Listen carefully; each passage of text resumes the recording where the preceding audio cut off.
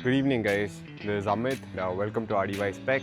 This is part 1 of our motorcycle build. So in this video, we'll be changing our visor to the RC Cup visor.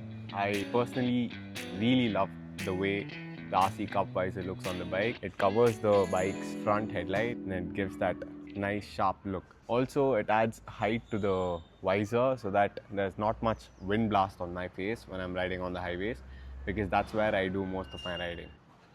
This is our brand new visor, ladies and gentlemen, and I want to mask this part off and I want to cut this because this does not go with the DRLs on, and I want to keep our DRL on. So let's get started with our masking. I don't have a masking tape, so we'll have to do with this 3M double-sided tape that I have. Anyways, it's just to mark where to cut at. Fingers crossed. There's a really small margin to cut the part. I'll have to cut it over here, and there is a bend, so I hope we don't ruin this part and get this right the first time. Let's start really slow. This is gonna take a while though. Good news is that it is getting cut. Let's just keep going. If we had a power tool like a grinder or something, this would have been much easier, but with this, it's gonna be precise is what I feel. This is a little tricky because there's a curvature over here and I just don't want any cross cuts in the part, that's gonna look really bad. So I just want to be very sure and very careful over here. We're almost done and it's a rough cut. I think I'll have to sand this down with some sandpaper. As you guys can see here, there's a bit of a crusty surface and we are going to clean this up with a sandpaper. Unfortunately, we have got some small tiny cracks. That's barely visible, but after such care, still we've managed to fuck up somehow. But it's okay, we'll see how to fix this later. Alright, that looks neat. We'll go and install this on the motorcycle. So guys, it's finally time to remove this visor and put on the new visor. Let's do that. I think there's a 5mm Allen key bolt over here that we'll have to remove this visor with. Let's get started. 1, 2. Holy shit. It's not as simple as I thought it is, because if you guys can see, the engineer decided to put the bolt the other way around, and now I'll have to remove the entire side panel, and this is gonna be a hassle, guys. But regardless, we shall start removing the front mask and then we'll get to the side mask.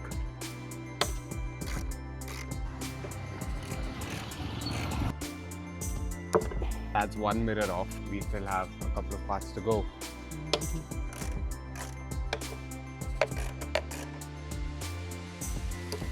Now that both the bolts are off, we can go ahead and remove the number plate holder.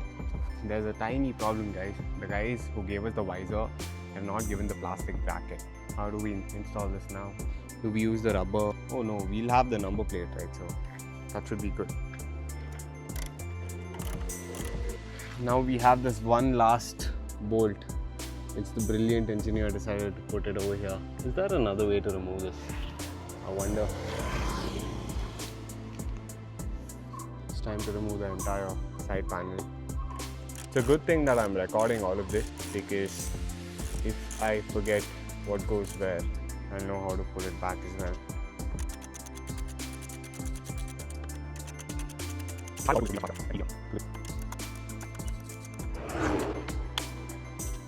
After a lot of wrenching, we have finally got the side panel off. So I've got both the panels off my bike.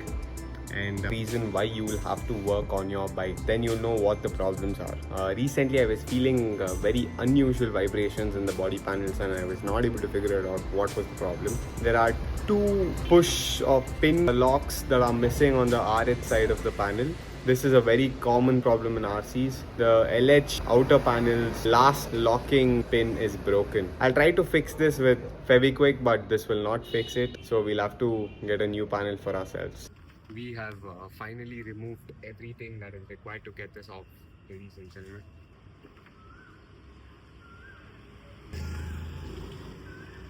And after so much of hustle, visor is finally. Now I'm waiting for the heavy bond so that I can glue the broken piece to the fairing and get going. So this is how my motorcycle looks at the moment. We'll clean the motorcycle as much as possible. I could not get the entire panel off because there's some component linked to the panel. These are some hard to reach spots. The lock at the top, right? This lock. This is missing at two other places. That must be causing a tad bit of vibrations. Now these are some problems that you'll face with aftermarket parts because of GD&T issues. This hole is sitting right, but this isn't. So this is the same problem on the other side as well. If this hole sits right, this won't. And that's the reason we say OEM parts are always OEM and aftermarket parts are always aftermarket. You can never match the OEM finish. So, ladies and gentlemen, my first mod unfortunately did not go through. First things first, this part is not fitting correctly. And when I tried to mount one point and let's just try to get the other points from there, this thing cracked. I don't know if you can see this very clearly, but yeah, it cracked over there. We've received our Loctite super glue.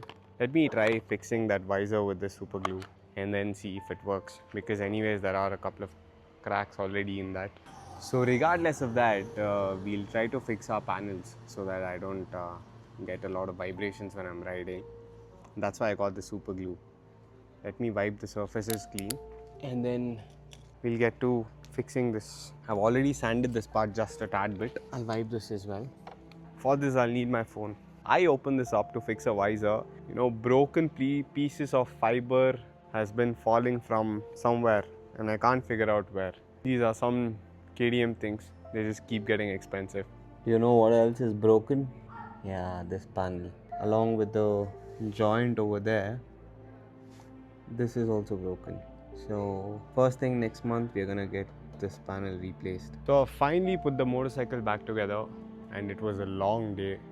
I'm extremely tired, but we'll continue this. I'll get a new visor from elsewhere and yeah, so see you again.